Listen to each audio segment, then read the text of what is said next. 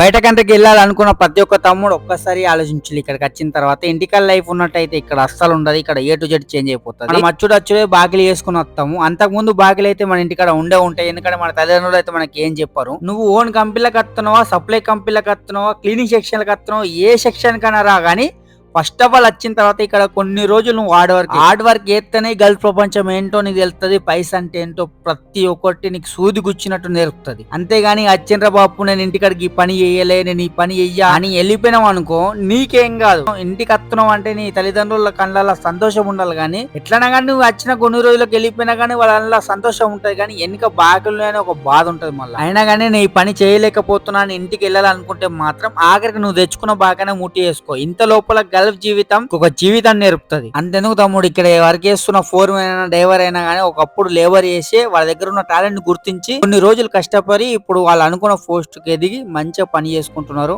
అలాగే నీ దగ్గర కూడా ఏదో ఒక టాలెంట్ ఉంటుంది. ఆ టాలెంట్ కోసం కొన్ని రోజులు కష్టపడి నీ దగ్గర ఏ టాలెంట్ ఉన్నదో అది ఒక్కసారి ఆలోచించి దానికోసం కొన్ని రోజులు నువ్వు ఫైట్ అయ్యి నువ్వు అనుకున్న లైఫ్ ఇక్కడ రీచ్ అవుతావు, మంచి సాలరీ లేవడతావు. అంతేగాని వచ్చిన తర్వాత ఇక పని సాధన అయితే లేరా బాబు అని వెనకడుగు మాత్రం వెయ్యకు.